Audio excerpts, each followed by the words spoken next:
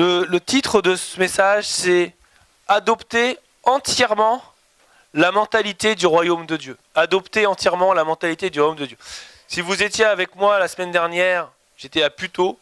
J'ai vu avec Amandine, on est allé voir Olivier et Aline Receveur, qui vous embrassent, qui vous envoient d'ailleurs toutes leurs salutations fraternelles. Tout va bien pour eux. Les enfants grandissent à une vitesse incroyable et ils se portent bien. Donc c'est tout ce qu'on aime entendre. J'ai apporté un message avec exactement le même titre. Adopter entièrement la mentalité du royaume de Dieu. Mais à l'intérieur, ce n'est pas du tout le même contenu. Je leur ai apporté un message sur un thème, et nous on va voir un autre thème qui est tellement important dans le royaume de Dieu. Vous savez que ce monde, la vie qu'on vit aujourd'hui, il y a deux royaumes qui s'opposent. La Bible est claire, il y a deux royaumes qui existent.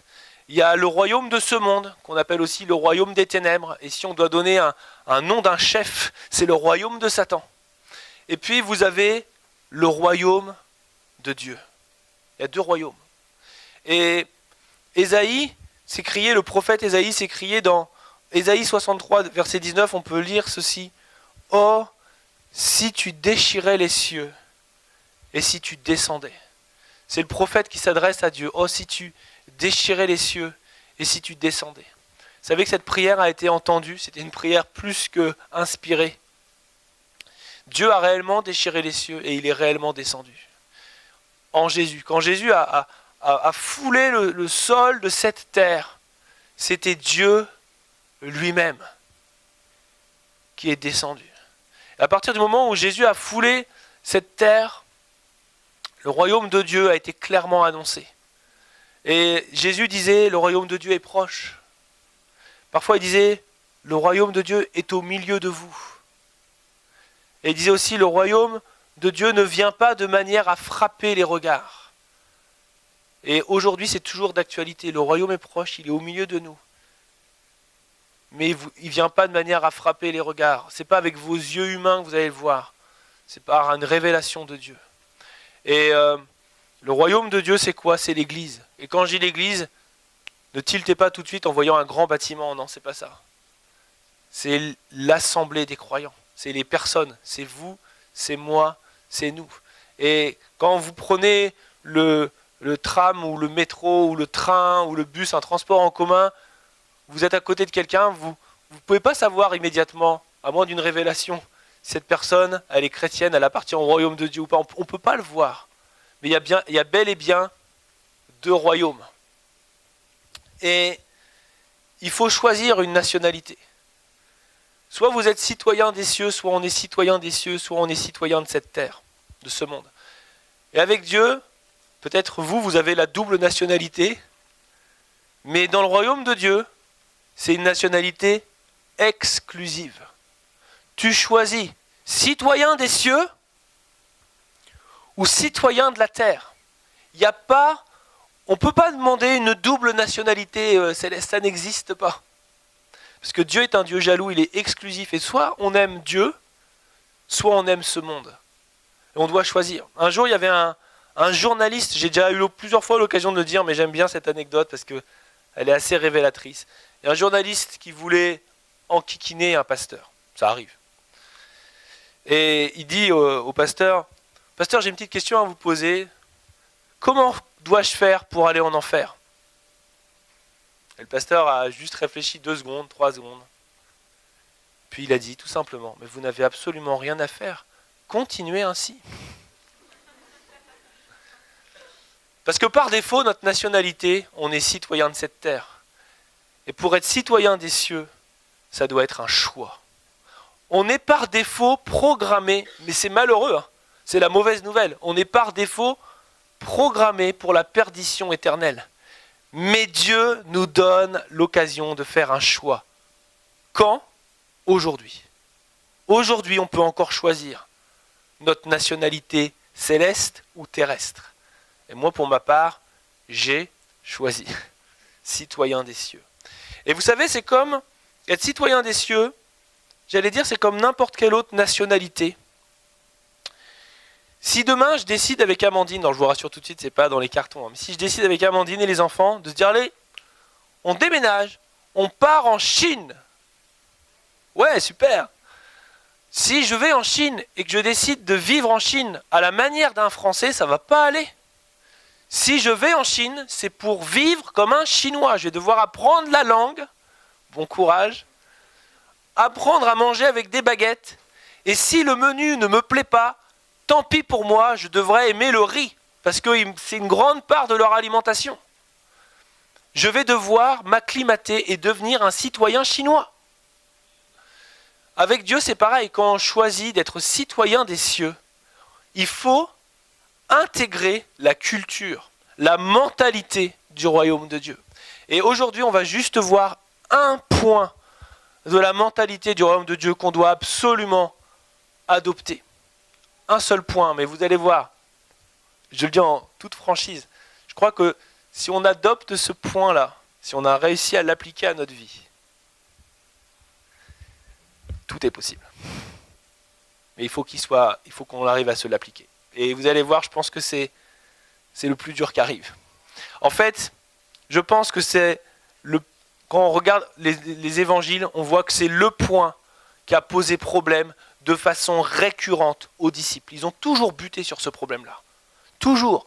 Je crois que ça a été peut-être un des derniers trucs qu'il a fallu que le Seigneur fasse en eux. On va lire ensemble dans Matthieu chapitre 18, verset 1. On va faire 3 lectures.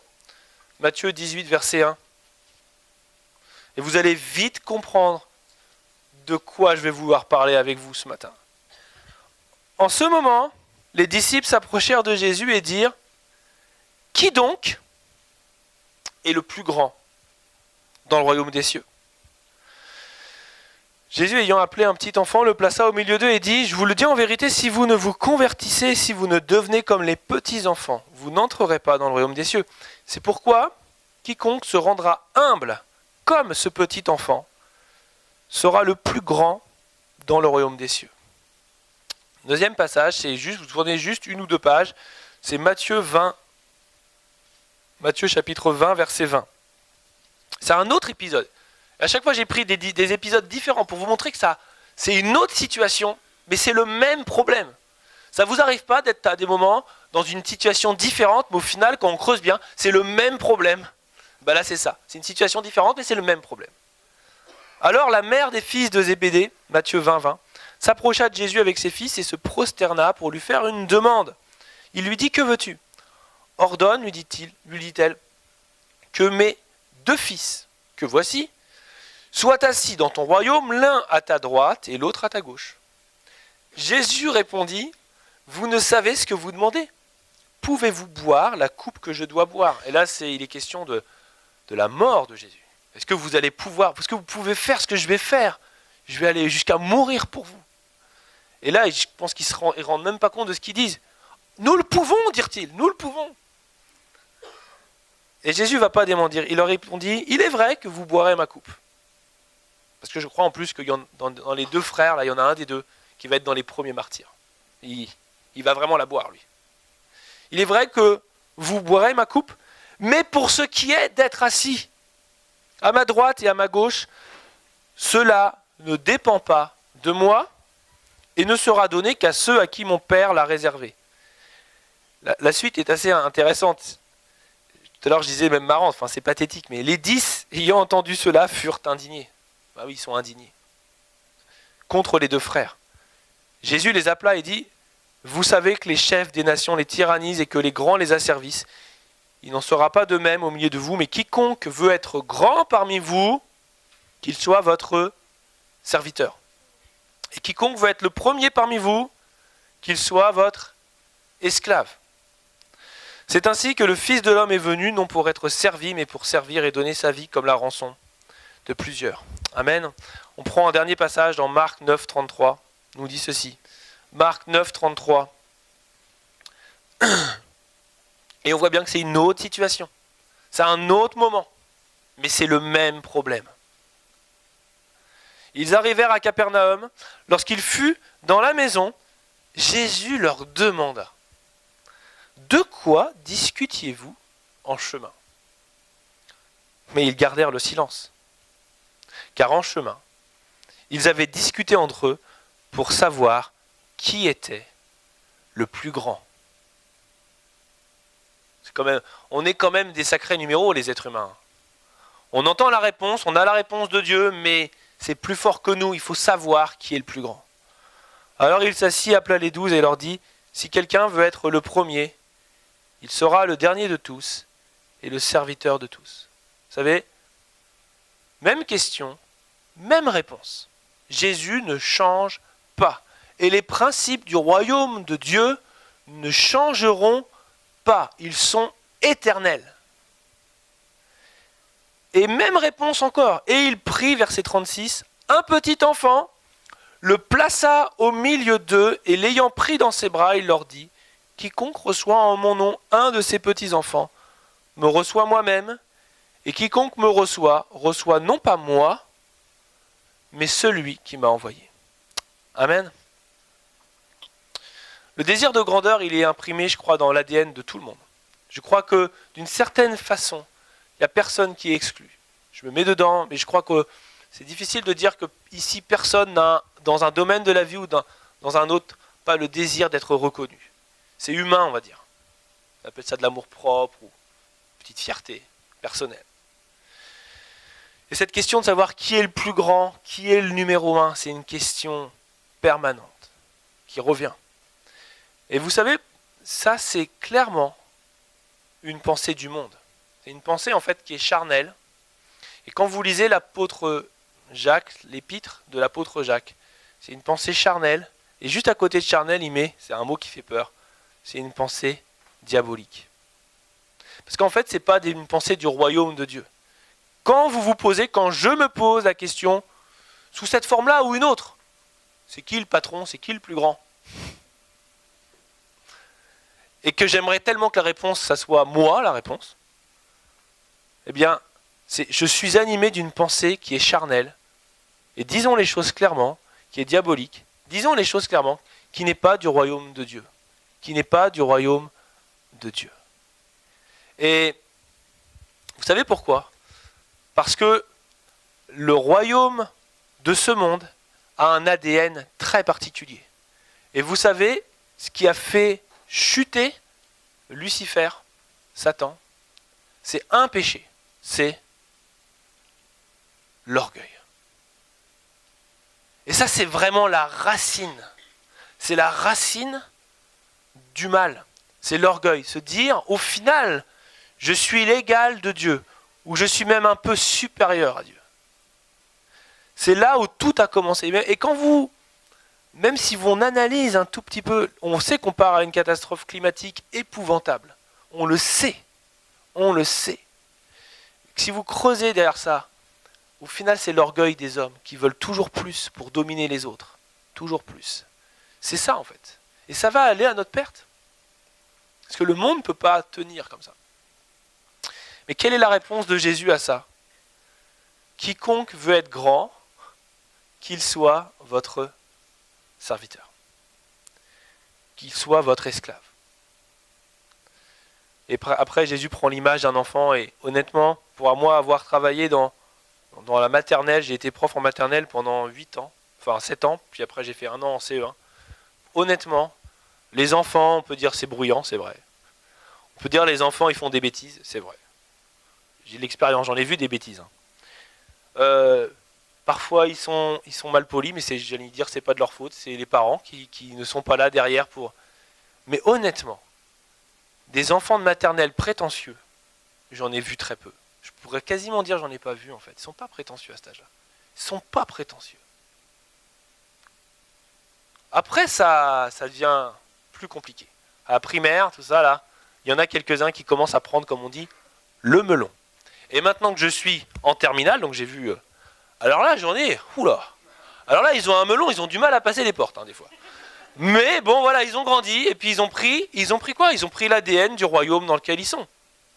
Et puis ils se prennent pas pour n'importe quoi. Et s'ils peuvent me contredire en me montrant que j'ai tort, alors que je sais pertinemment que j'ai raison, parce que c'est qui le patron ? Vous voyez le truc fou là ? C'est moi, non ? Je rigole, mais... Eh ben ils vont pas se gêner.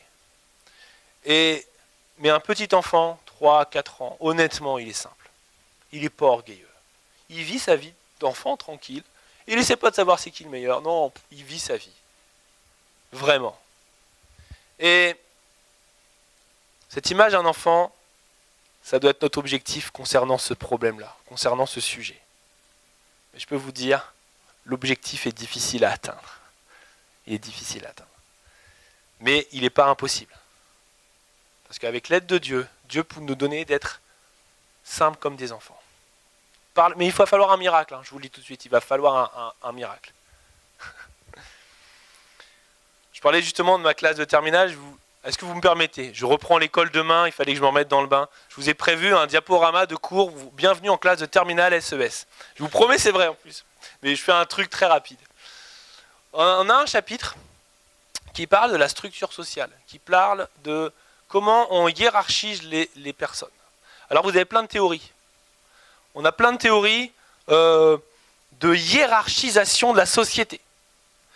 Vous en prendre une première. Bon, j'ai trouvé que c'était l'image qui était la plus appropriée.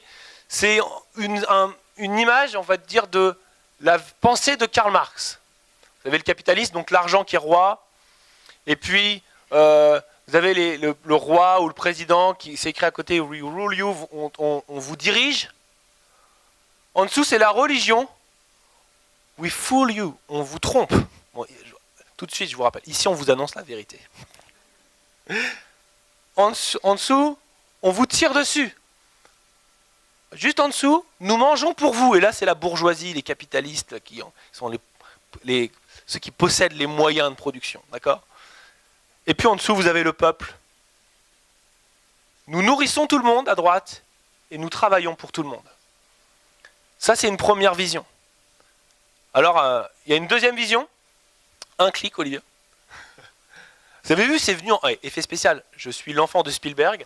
Ça s'appelle la toupie de Mandra. Je me suis dit, allez, une petite entrée sous forme de toupie. Là, ce qui paraît, c'est une vision totalement opposée. Si vous devez faire une dissertation en sociologie, vous devez dire que ça s'oppose totalement. C'est la moyennisation de Mandras. Mais regardez bien la structure. Au final, est-ce que ça change beaucoup ? Vous avez l'élite qui est en haut et les pauvres qui sont en bas. Et puis, autant vous dire les choses, il y a un rapport de domination qui s'instaure malgré tout. Puis vous avez encore une autre théorie, et à ce qui paraît, c'est différent de tout ça. Si je vois au bac qu'on me dit que c'est la même chose, je suis obligé de mettre en dessous de la moyenne. Mais moi, après, je vais vous dire la vraie réponse. Ça, c'est Lloyd Warner. Il dit, voilà, vous pouvez être dans la catégorie du dessus et tout, puis il y a une facilité de passer d'un étage à un autre. Mais au final, qu'est-ce qu'il y a là ? Il y a aussi une domination. Il y a une domination, il y a des gens qui exploitent d'autres personnes. Il y a des gens qui s'imposent à d'autres et qui leur imposent des souffrances quelque part, qui leur imposent leur loi, qui leur dit tu vas faire ci, tu vas faire ça, et puis si tu n'es pas content, je te vire, et puis si tu n'es pas content, la prime, elle te passe sous le nez. Ça, c'est l'esprit de ce monde. Mais la Bible dit, il ne doit pas en être ainsi parmi vous. Alors j'ai cherché sur Internet, en fait j'avoue que j'ai cherché mais je n'ai pas trouvé, donc j'ai dû le faire par mes propres moyens. J'ai cherché la structure sociale du royaume de Dieu. J'ai fabriqué rapidement un petit schéma qui vous dit comment ça se passe au ciel et comment ça se passe pour les citoyens des cieux. Quelle est notre structure sociale ? C'est une pyramide inversée et le plus grand il est où ? Le plus grand il est tout en bas. Le plus grand c'est Jésus et il s'est fait serviteur de tous. Voilà le royaume dans lequel nous sommes, si vous êtes citoyens des cieux. Mais maintenant, voilà la mentalité qu'il faut adopter. Et moi, je vous dis, c'est un énorme changement. C'est un énorme bouleversement. Mais c'est un bouleversement qui est nécessaire. Nécessaire.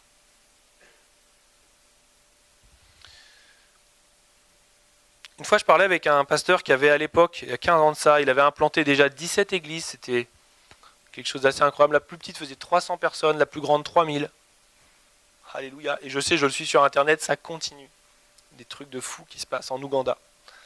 Et il m'avait dit, tu sais Richard, plus on avance dans le ministère, plus on est l'esclave de tout le monde. Et plus on sert tout le monde. Et lui, on pourrait dire, c'est un numéro 1. Mais en fait, c'est pas un numéro 1 là, non, c'est un numéro 1 là. Parce qu'il sert tout le monde. Il se fait tout à tous. Il va aller s'occuper des pauvres gens, des miséreux comme des plus grands, mais en ayant une attitude de serviteur. Et ça, c'est la mentalité du royaume de Dieu. C'est la culture du royaume de Dieu. Et ça doit être notre culture. Amen. Et pour prendre une image, on pourrait prendre l'image d'une famille qui fonctionne bien. Un papa, une maman, des enfants. Comment ça doit se passer quand ça se passe bien? Imaginons que la fin de mois soit difficile, mais qu'il faut à tout prix, il faut acheter des vêtements pour tout le monde. Qui va être servi le premier? C'est les enfants. La fin de mois est difficile et puis on n'arrive pas à acheter à manger. On n'a plus qu'un paquet de pâtes pour tout le monde et puis on n'en aura pas assez. Qui va manger en premier? Les enfants. Est-ce que sont les enfants les plus grands? Non, c'est le papa et c'est la maman, mais ils passent en premier.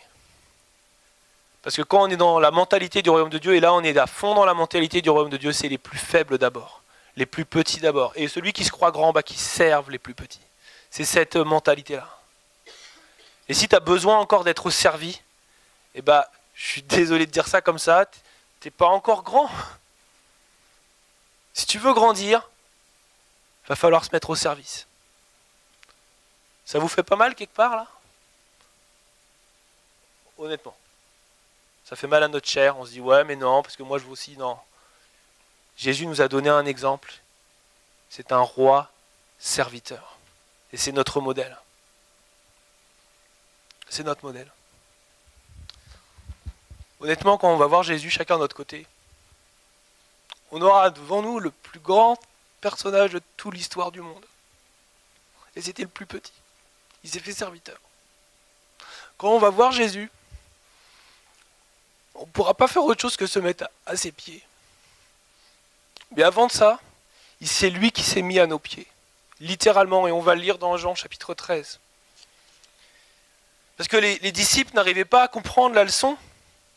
C'était trop compliqué, parce qu'on veut être le premier. Et Jésus, comme à son habitude, va leur parler par l'exemple. Il va leur montrer par l'exemple. Il va vivre la chose avant eux pour leur dire, voilà, suivez-moi, marchez dans mes pas, faites ce que j'ai fait. Et Jean chapitre 13, avant la fête de Pâques, Jésus, sachant que son heure était venue de passer de ce monde au Père, ayant aimé les siens qui étaient dans le monde, mit le comble à son amour pour eux. Jean chapitre 13, verset 2. Pendant le souper, lorsque le diable avait déjà inspiré au cœur de Judas Iscariote, fils de Simon, le dessein de le livrer, Jésus, qui savait que le Père avait remis toutes choses entre ses mains, qu'il était venu de Dieu et qu'il s'en allait à Dieu, se leva de table, ôta ses vêtements et prit un linge dont il se ceignit. Ensuite, il versa de l'eau dans un bassin. Il se mit à laver les pieds des disciples et à les essuyer avec le linge dont il était saint. Il vint donc à Simon-Pierre et Pierre lui dit, « Toi, Seigneur, tu me laves les pieds ?» Jésus lui répondit, « Ce que je fais, tu ne le comprends pas maintenant, mais tu le comprendras bientôt. » Pierre lui dit, « Non, jamais tu ne me laveras les pieds. » Jésus lui répondit, « Si je ne te lave, tu n'auras point de part avec moi. » Simon-Pierre lui dit, « Seigneur, non seulement les pieds, mais encore les mains et la tête. » Jésus lui dit, « Celui qui est lavé n'a besoin que de laver ses pieds pour être entièrement pur, et vous êtes purs, mais non pas tous, car il connaissait celui qui le livrerait. C'est pourquoi il dit, vous n'êtes pas tous purs. » Après qu'il leur eut lavé les pieds et qu'il eut pris ses vêtements, il se remit à table et leur dit, « Comprenez-vous ce que je vous ai fait? Vous m'appelez maître et seigneur, et vous dites bien, car je le suis. Si donc je vous ai lavé les pieds, moi le Seigneur et le Maître, vous devez aussi vous laver les pieds les uns aux autres, car je vous ai donné un exemple afin que vous fassiez comme je vous ai fait. En vérité, je vous le dis, le serviteur n'est pas plus grand que son Seigneur, ni l'apôtre plus grand que celui qui l'a envoyé. Si vous savez ces choses, vous êtes heureux, pourvu que vous les pratiquiez. » Amen. Une petite question de très grande, extrêmement compliquée à répondre. Pourquoi est-ce que Jésus leur a lavé les pieds? Vous savez? Parce qu'ils étaient sales. tout simplement. C'est un serviteur, il l'a fait pour leur montrer un exemple, mais aussi pour répondre à un besoin. Et il l'a fait tout simplement, comme un serviteur. Et vous voyez, il nous a enseigné par l'exemple un chemin à suivre qui est difficile, mais il faut quand même qu'on l'emprunte. Et j'aimerais avec vous terminer par 3 versets. Si vous avez perdu un sens à votre vie, si vous ne savez pas où aller, regardez ce verset qui nous dit « Michée 6,8 on t'a fait connaître, ô homme, et c'est valable bien sûr pour les femmes, ô femmes ou ô hommes, ce qui est bien, et ce que l'Éternel demande de toi, c'est que tu pratiques la justice, que tu aimes la miséricorde, et que tu marches humblement avec ton Dieu. » Marcher humblement. Ça, c'est un projet de vie à lui tout seul, ce verset-là. Romains 12,10 par amour fraternel, soyez pleins d'affection les uns pour les autres. Par honneur, usez de prévenance réciproque. Usez de prévenance réciproque. Et enfin, ne faites rien par esprit de parti ou par vaine gloire, mais que l'humilité vous fasse regarder les autres comme étant au-dessus de vous-même. Honnêtement, toutes ces phrases, et notamment la dernière, c'est pas, comme disent les jeunes, c'est pas une punchline juste pour le plaisir. C'est un verset pour qu'il soit vécu et appliqué. Et ça va nous prendre du temps, entre le moment où on le réalise qu'il faut le vivre et le moment où on va vraiment le vivre. Et j'aimerais terminer par ce verset qu'on a lu à l'instant dans Jean. Si vous savez ces choses, vous êtes heureux, pourvu que vous les pratiquiez. Et pratiquons ces choses. Soyons des serviteurs, des servantes les uns pour les autres. Ne nous considérons pas comme arrivés, comme supérieurs aux autres. Parce que là, on a tout perdu. On a tout perdu. Mais la mentalité du royaume de Dieu, elle est marquée par ce saut de l'humilité, pas la fausse humilité, mais la véritable humilité qui vient de Dieu. Et pour ça, pour marcher dans cette voie d'humilité où c'est difficile, disons les choses, parce que notre chair est là, et elle va être avec nous jusqu'à notre mort. Ça va être difficile, on va avoir un combat là. Mais on a un exemple. Et cet exemple, c'est Jésus qui a donné sa vie pour la rançon de beaucoup. Amen. On va prier ensemble. Je vais laisser David conclure par la prière. Amen.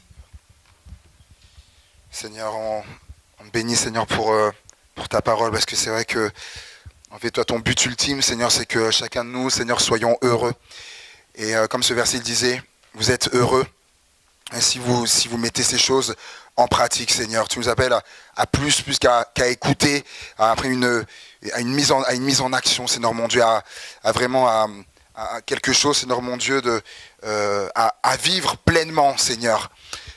Et pensant à ça, Seigneur, ta parole, elle est tellement large à ce sujet, Seigneur. Là, ces versets, Seigneur, où tu dis que tu résistes aux orgueilleux. Tu te mets comme devant, tu résistes, mais que tu fais grâce aux humbles. Ceux qui sont humbles, tu leur fais grâce. Tu ouvres leur voie, etc., Seigneur. Et de toi-même, tu as dit que je suis doux et humble de cœur. C'est-à-dire, tu nous appelles véritablement, Seigneur, à l'humilité, Seigneur. Effectivement, il y a tout un chemin qui est là. C'est-à-dire, je prie ma prière, c'est que puissions tous, Seigneur, l'emprunter, Seigneur. Et que sur ce chemin, tu nous y conduis, Seigneur, de progrès en progrès, comme dit ta parole, d'aller de progrès en progrès. La chair est là, elle voudra reprendre ses droits quant à ça, mais, Seigneur, la Bible dit également que, aussi avec la croix, on a crucifié la chair, Seigneur, avec ses désirs, qui sont notamment des désirs d'élévation, Seigneur. Mais non, toi tu nous appelles, Seigneur, comme tu l'as dit, il s'est dépouillé, il était l'égal de Dieu, et il s'est dépouillé. Prenant une forme de serviteur, il s'est abaissé. Seigneur Jésus-Christ, que ces choses soient gravées dans nos cœurs, Seigneur mon Dieu. Alléluia. Au fer rouge ou à l'encre rouge, à l'encre du sang de Christ, Seigneur Jésus. Alléluia. Sois glorifié, Seigneur. Sois glorifié parce que tu parles et tu nous parles. Et nous voulons, Seigneur mon Dieu, avoir l'oreille bien tendue et le cœur ouvert, Seigneur mon Dieu. À toi soit toute la gloire, parce qu'au travers de tout cela, Seigneur, on s'en portera que mieux, et ensemble que l'Église que mieux, il y aura un rayonnement encore plus grand, Seigneur. Merci, et un impact, Seigneur mon Dieu, plus grand. Merci pour toutes ces choses. À toi la gloire, au nom de Jésus. Amen. Amen. Amen, amen. Merci à Richard pour cette pensée, pour ce message. Alléluia. Amen. Amen.